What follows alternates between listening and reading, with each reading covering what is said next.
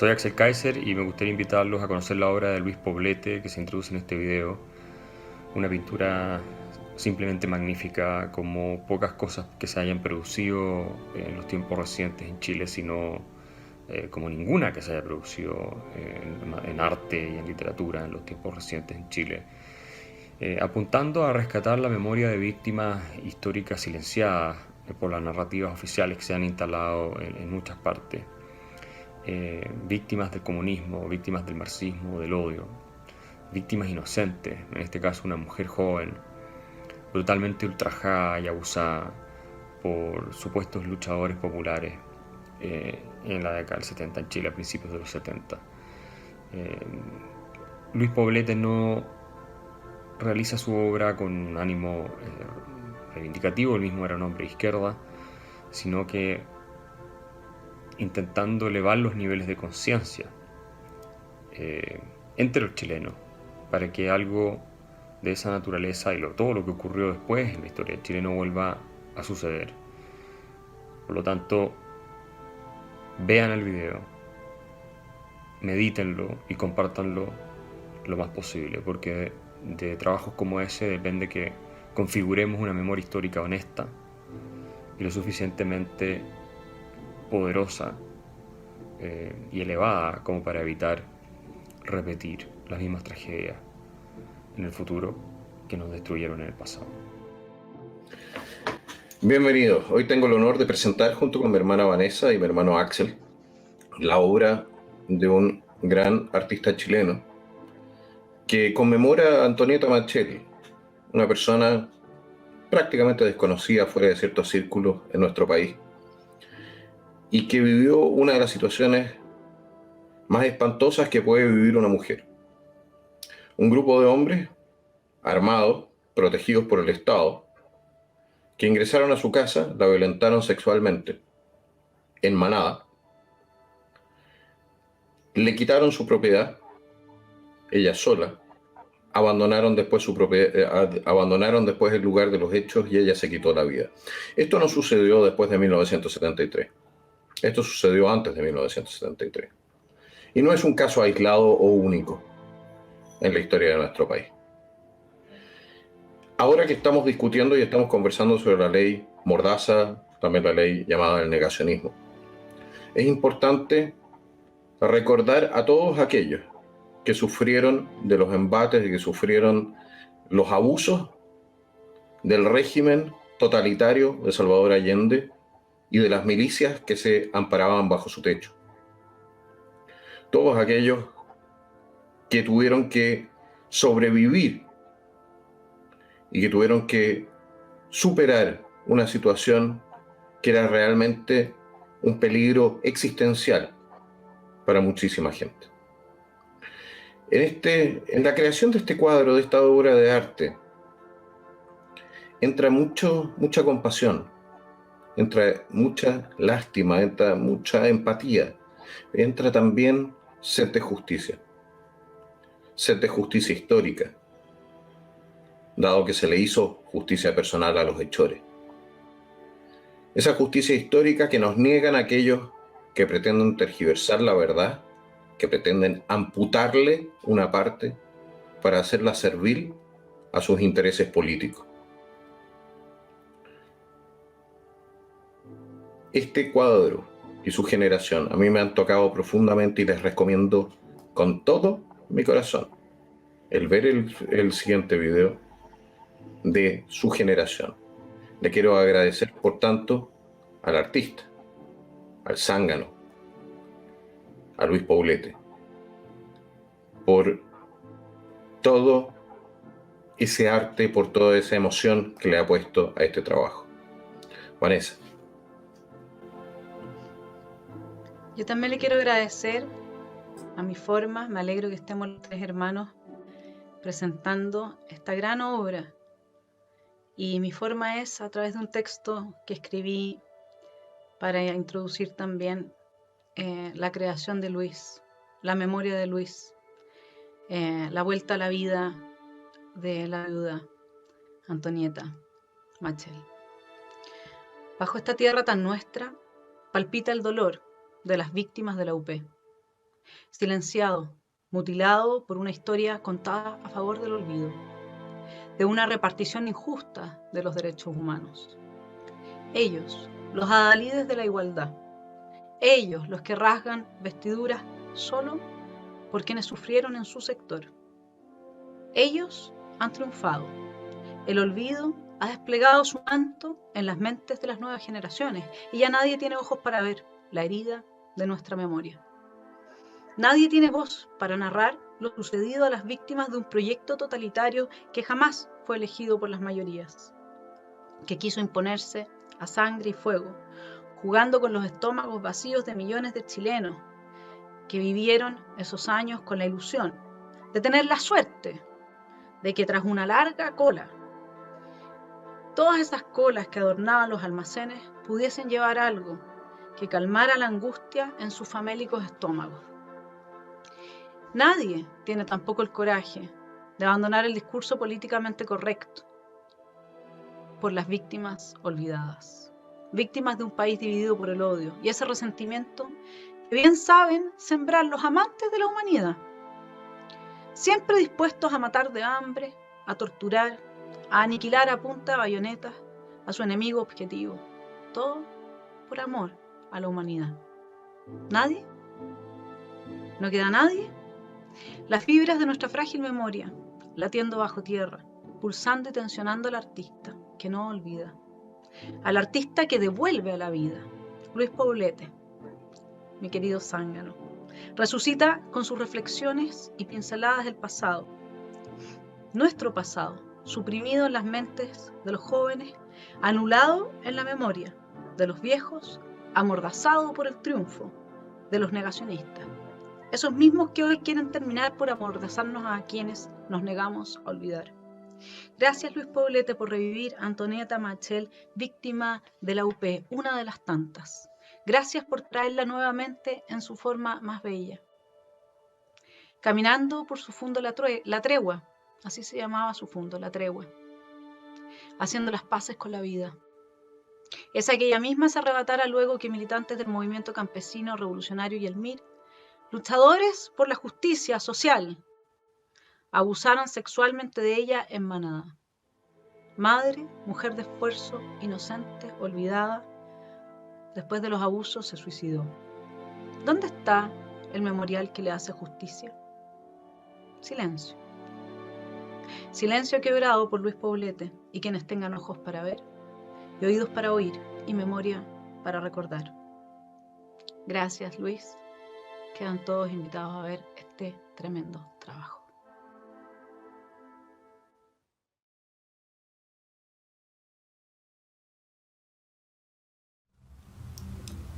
Hola queridos amigos, hace mucho tiempo que no hacía un video y decidí hacer este porque quería darles a conocer la última pintura que hice, y esta pintura va un poco en otra línea, distinta a las cosas que yo normalmente pinto. Por lo general a mí me gusta que mis cuadros retraten cosas bastante bellas, cosas que sean muy agradables de pensar, de ver. Sin embargo, este cuadro está basado en un hecho horrible, en una cosa muy terrible, y lo hice porque es un cuadro que yo me debía hace mucho tiempo que yo quería hacer esta pintura. Cuando conocí los sucesos sobre los que se basa, quedé con la idea de que yo tenía que hacer alguna versión mía con respecto a eso. No sé si habrá otras, pero quedé con esa idea de hacer una pintura con respecto a ese suceso. Y como no es algo bello de mencionar ni de destacar, me gustaría hacer una advertencia a los niños, porque yo sé que a veces mis videos los ven niños y tengo alumnos que son pequeños. Me gustaría pedirles que dejaran el video hasta acá y no siguieran viéndolo, porque me gusta hacer esa advertencia. Esto no es algo que los niños deban escuchar, a mi juicio.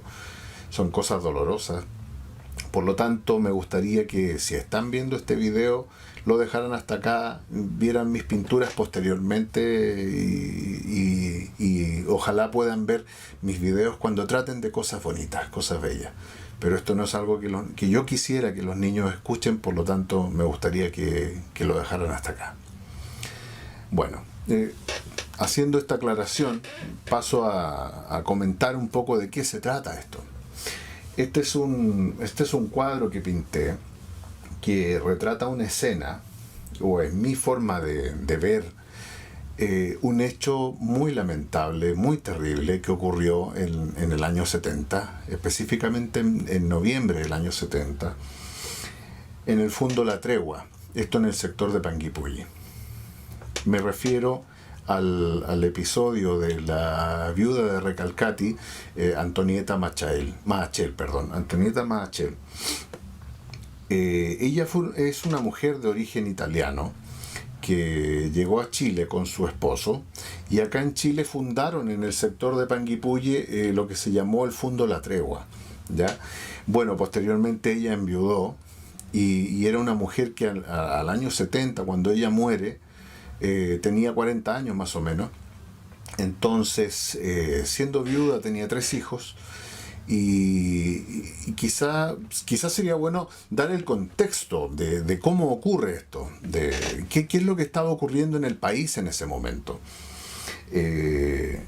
Gracias a los gobiernos de Frei y de Allende, acá se estaba dando lo que se llamó la reforma agraria.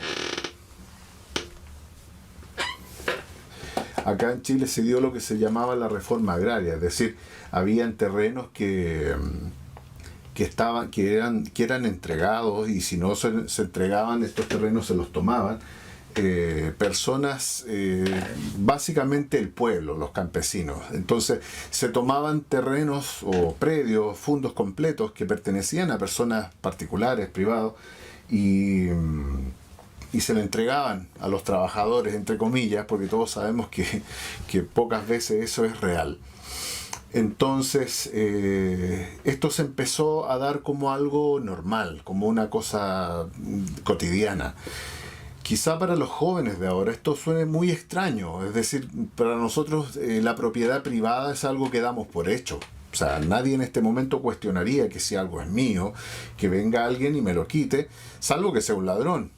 En este caso nosotros lo vemos como un acto de delincuencia, pero para nosotros no existe hoy esa figura de que el Estado te pueda avalar a alguien que venga a quitarte parte de lo que es tuyo, con una motivación, digamos, de reivindicación de justicia.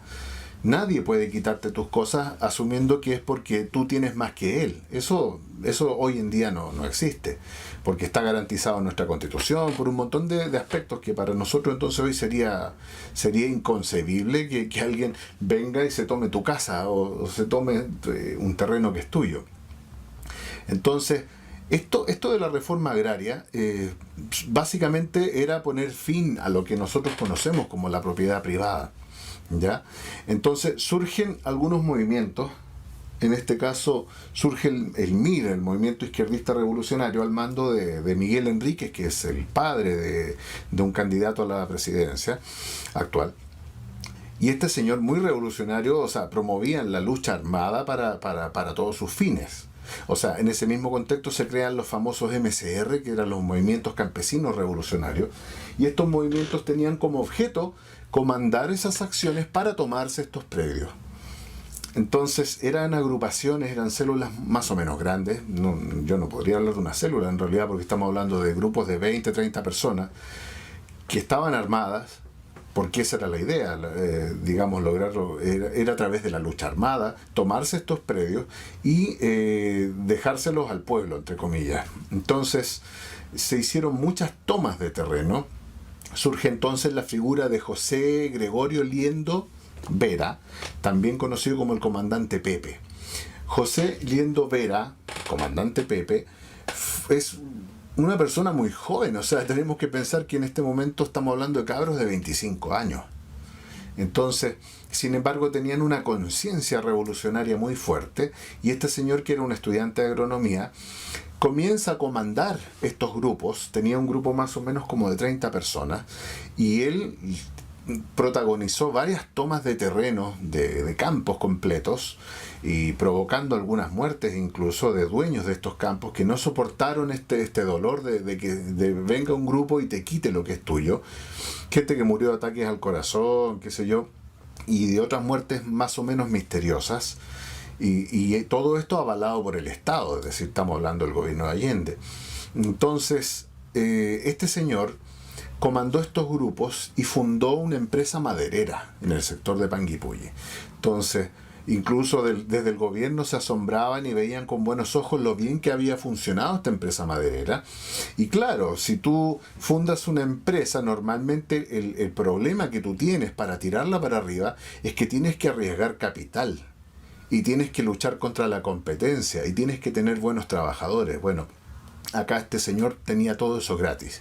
¿Por qué? Porque los recursos que explotaba esta empresa maderera eran los propios que se obtenían de los terrenos que tú te habías tomado. Es decir, tú no tenías que comprar materias primas porque tú ya te las habías tomado y eran gratis.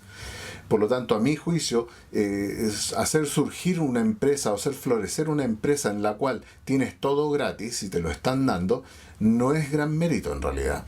Sin embargo, claro, él lo hizo usando sus conocimientos de agronomía y todo eso, y tenía trabajadores y tenía, bueno, muchos trabajadores de estos fondos se oponían incluso a estas acciones porque sentían cariño, simpatía por sus patrones, o bien porque consideraban que era injusto, sin embargo, y que no era malo el trabajo que ellos tenían.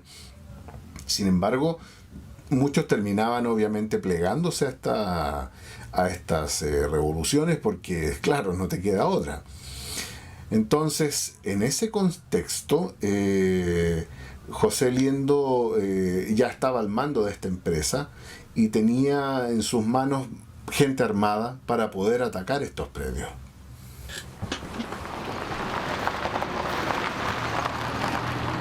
Bueno, acá ya estoy en mis potreros queridos. Voy a comenzar un día de trabajo. Es muy temprano. Hay que llegar temprano para poder captar el amanecer. El amanecer, pero primero, no a las 11 de la mañana como acostumbran ser mis amaneceres.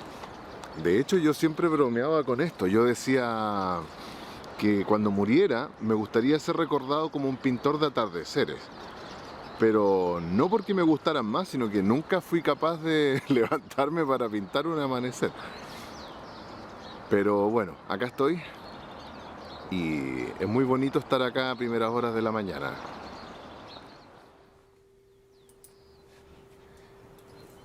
Quienes me conocen saben que yo soy una persona, un pintor que le gusta mucho pintar en vivo. Es verdad que a veces uno trabaja con fotografías, pero cuando estamos pintando paisaje, aunque vayamos a ocupar una fotografía, yo recomiendo siempre acercarse al lugar, a buscar algún lugar en la naturaleza similar al que queremos plantear, para buscar ideas. ¿Por qué?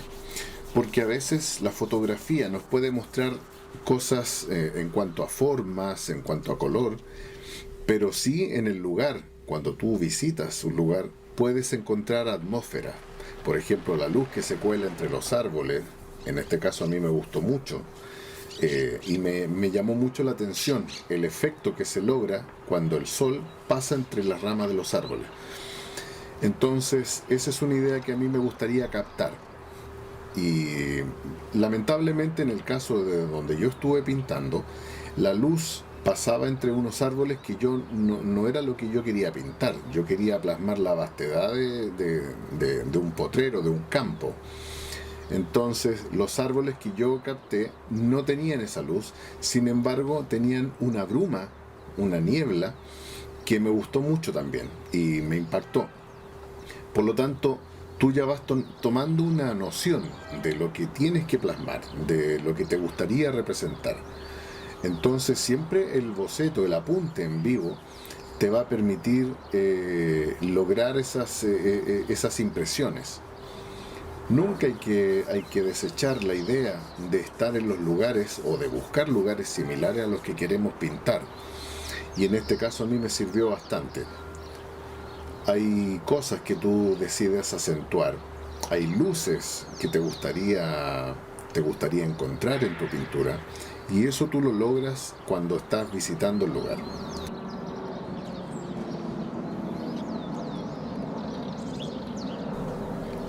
La niebla matinal que se asoma a ras de suelo me gustó mucho. Sin embargo, me hubiese gustado más que hubiese estado acompañada del sol. Entonces son dos cosas que por lo menos en el lugar que yo visité no se dieron simultáneamente. Por eso es que tú después puedes buscar fotografías que muestren ambas cosas, o puedes buscar la manera de incorporarlas.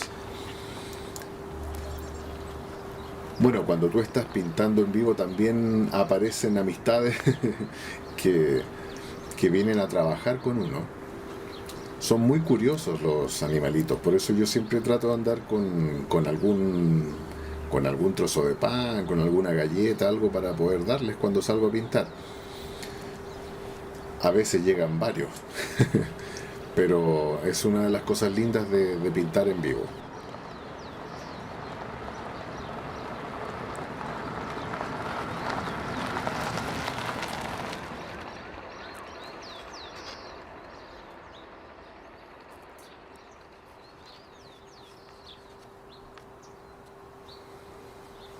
En este caso yo usé barras de pastel por un tema de rapidez. Como el amanecer es algo que ocurre tan rápido, no quería perder tiempo armando pinturas, armando colores. En el caso de las barras de pastel ya tienes hecho ese paso, y por lo tanto puedes trabajar con mayor rapidez. Ahora, en este caso el sol empieza a asomarse y empiezan a cambiar los colores.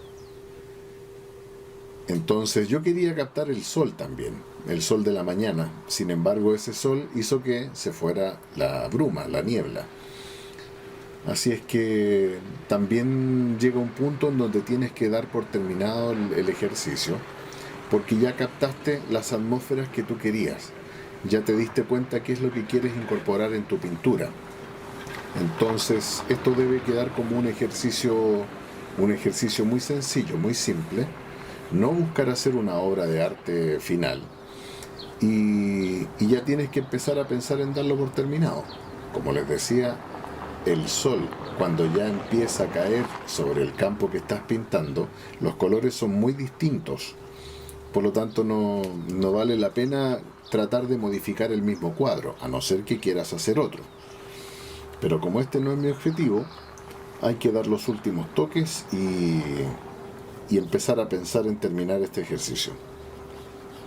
Hay pintores que toman notas. En mi caso no siempre tomo notas, las voy guardando mentalmente porque yo ya sé lo que quiero pintar.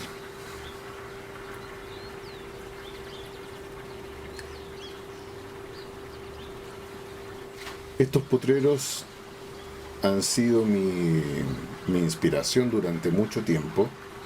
Me gusta venir a distintas horas, tomarme un café, porque es muy bello estar en contacto con la naturaleza. Ahora, cada vez hay más industrias, casas, y estos potreros se han ido perdiendo. Sin embargo, todavía queda naturaleza y yo voy a seguir viniendo mientras pueda.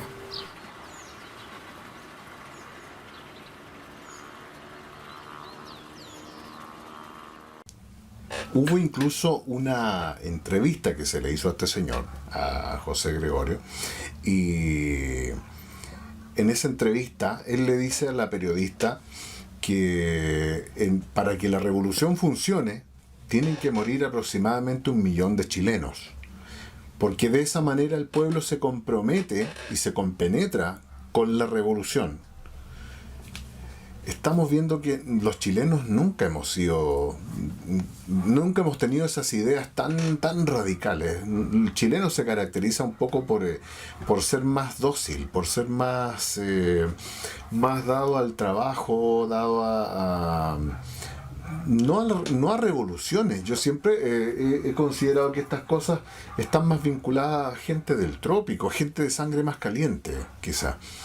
Pero eso no quita que muchas veces la gente se contagie de esas ideas.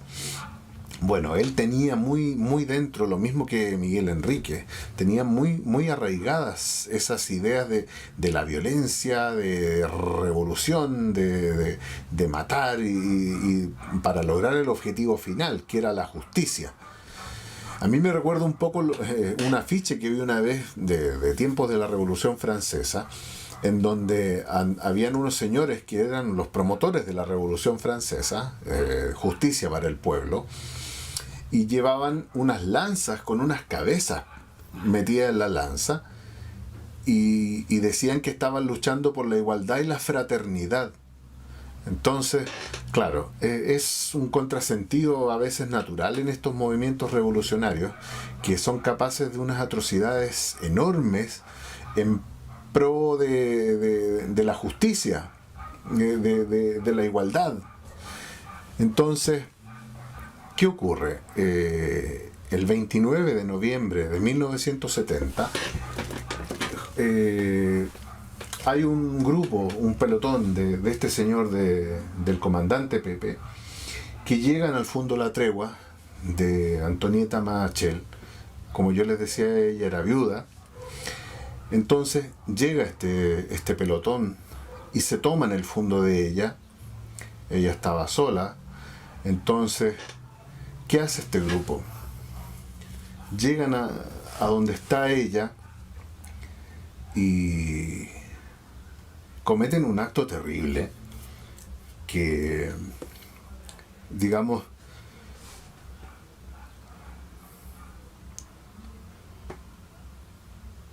todo el grupo,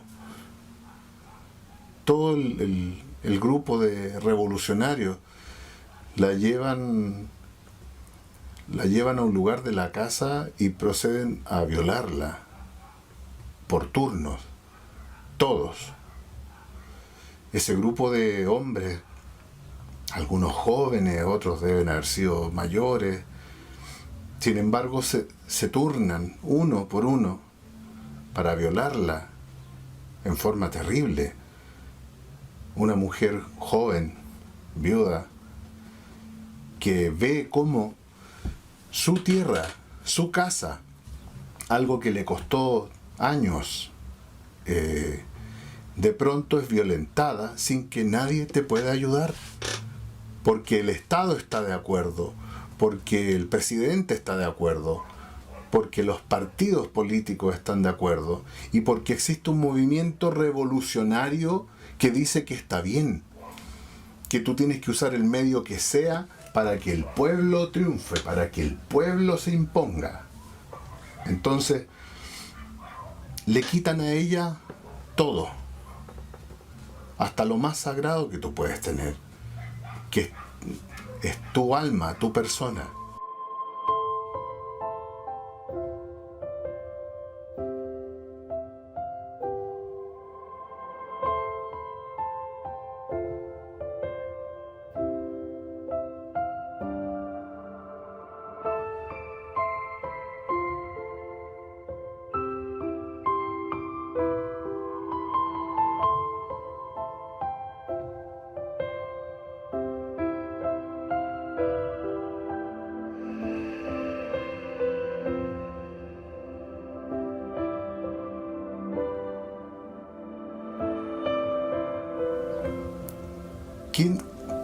Yo ni siquiera me puedo imaginar qué puede pasar por la mente de una mujer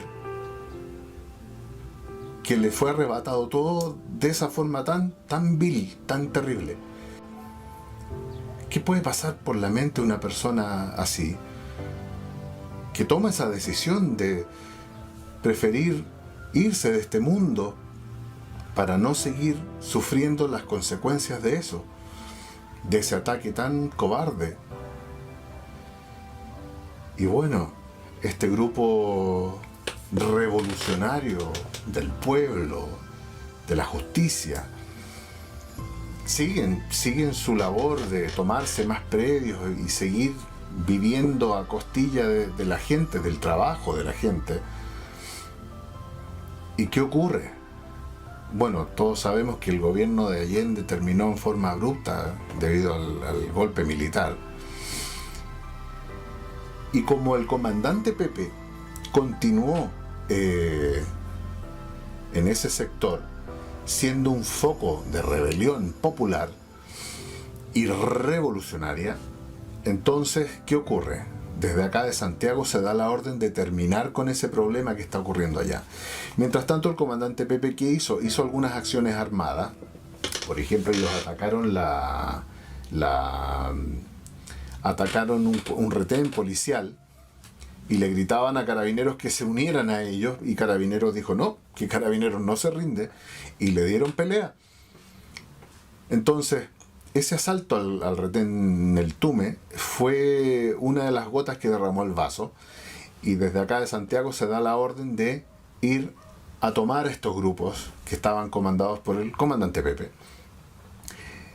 Y claro, desde acá parten unos helicópteros comandados por Arellano Stark, y Arellano Stark llega allá, bueno, da la orden, se dice que fue a Santiago Sinclair quien dio la orden expresa de capturar a este señor, al comandante Pepe, y una vez que lo capturan, junto a otras personas, le hacen un juicio sumario, como es rápidamente en las guerras, hacen un juicio sumario y lo fusilan. Debido a este fusilamiento, debido a esta forma que tuvo de morir, hoy en día las personas que comandaron esto, estoy hablando de Arellano Stark, Santiago Sinclair, fueron procesados y las personas tuvieron que pagar con cárcel.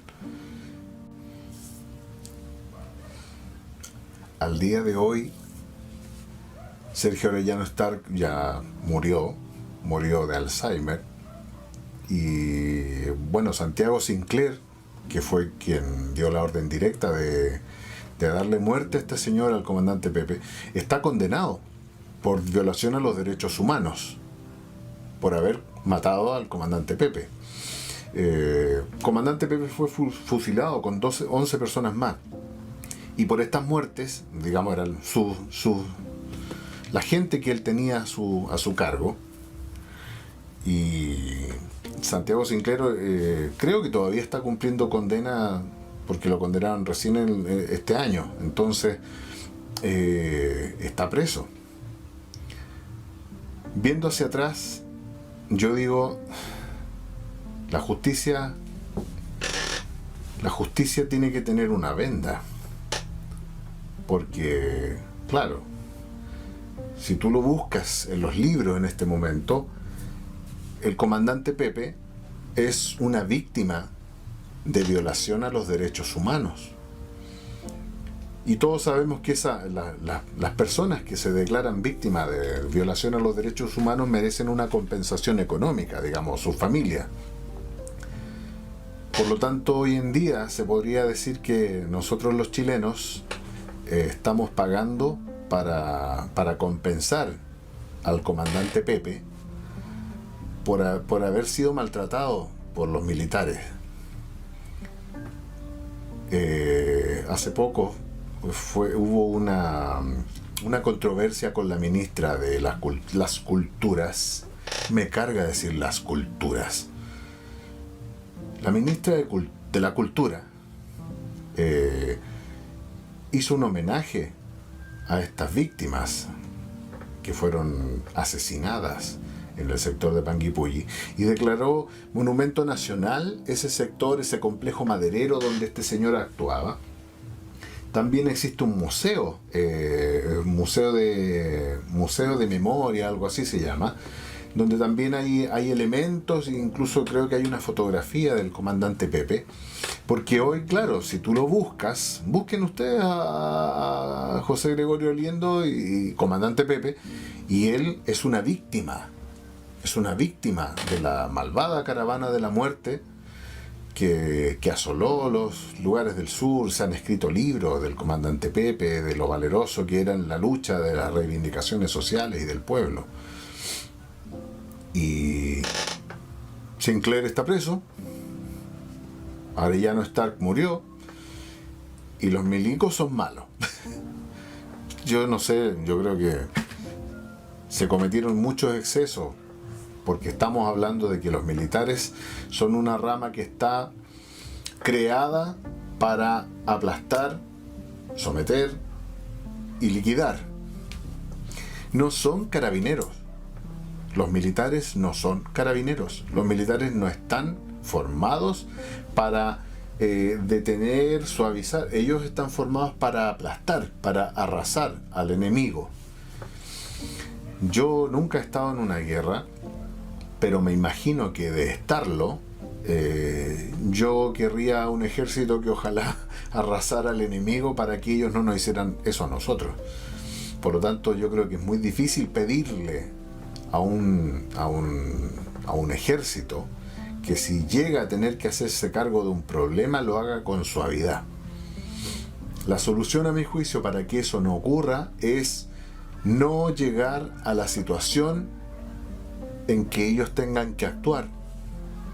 Esto está hoy en día está muy presente, porque ya mucha gente ha planteado la idea de que el ejército debiera intervenir para solucionar la situación que tenemos hoy en día en el país. Ojalá no ocurra. Ojalá no tengamos que llegar a ese extremo, porque se van a producir excesos y eso nunca es bueno. Las muertes de las personas nunca son buenas. Muertes en ese sentido. Pero yo viendo este caso que les acabo de narrar, que les acabo de mencionar, pienso que yo viví toda una vida criticando a los militares por lo mal que se habían portado, por todos los asesinatos que habían cometido. Sin embargo, cuando supe de esto de Antonieta Machel, este episodio en sí me hizo reflexionar, me hizo pensar en la miseria humana de todos los lados, porque cuando a uno le explican las cosas siendo niño o hasta adolescente, uno tiende a crear una imagen de buenos y malos. No hay puntos intermedios, son buenos o son malos, y eso va a depender de quién te cuente la anécdota. Si te la cuenta un profesor, tú lo vas a creer, no lo vas a cuestionar. Y como te digo, tienes esa marca entre dos polos extremos. Va a depender mucho cómo te cuente la historia ese profesor, para que de ahí tú odies a un sector o al otro. Por lo tanto, este episodio que yo les mencionaba, ojalá no se hubiese dado. Ojalá no hubiesen tenido que intervenir militares. Pero lamentablemente la clase política no supo cuidar lo que tenía, y tampoco la gente. Los ciudadanos tenemos una responsabilidad muy grande en ese sentido. Y el día de hoy la tenemos nuevamente. Nuevamente estamos en el mismo trance que se estuvo en los años 70. Y me temo que nuevamente no estemos dando la talla. Por lo tanto, un último mensaje me gustaría darle a la gente de mi país, a que reflexionemos, valoremos lo que tenemos, lo que teníamos, y empecemos a leer más, empecemos a buscar la historia, empecemos a analizar lo que nos dicen, a estudiarlo, a pensarlo, porque hoy en día vivimos una cultura, la democracia le llamo yo, en donde nos dejamos llevar por cosas que nos muestran en televisión, y esa es la versión oficial que nosotros aceptamos.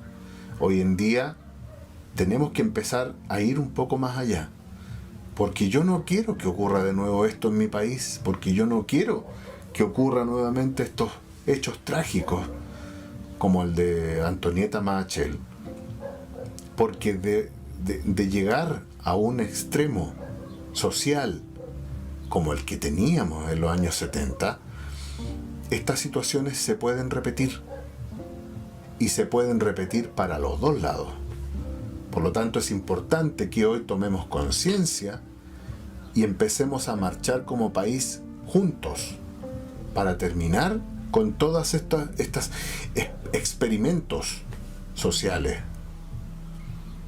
Miremos lo que teníamos, miremos lo que alcanzábamos, miremos lo que logramos como país.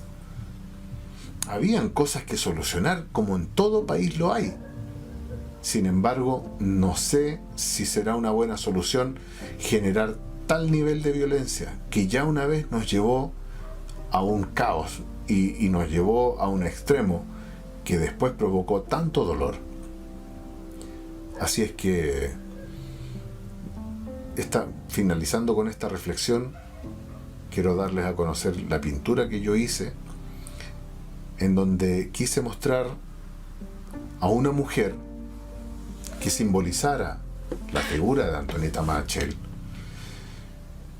Es una mujer que recorre un campo cualquiera, pero está recorriendo este campo mirando hacia el amanecer,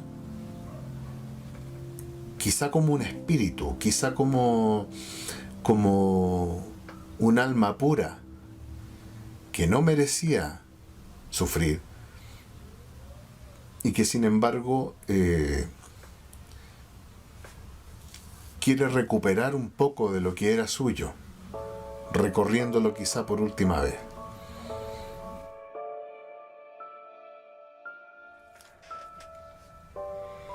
Este cuadro que yo pinté busca mostrar precisamente eso. No quiere mostrar más dolor. Yo quizá podría haber elegido una imagen mucho más explícita o más dramática, pero esa no es mi naturaleza. Yo prefiero mostrar algo más esperanzador. Una figura que pasó por un dolor muy grande, pero que en forma de un alma pura vuelve a caminar por sus campos, vuelve a caminar por sus tierras, quizá por última vez, y vuelve a mirar un amanecer, sintiendo que eso que tiene, ahora ya no se lo van a poder quitar.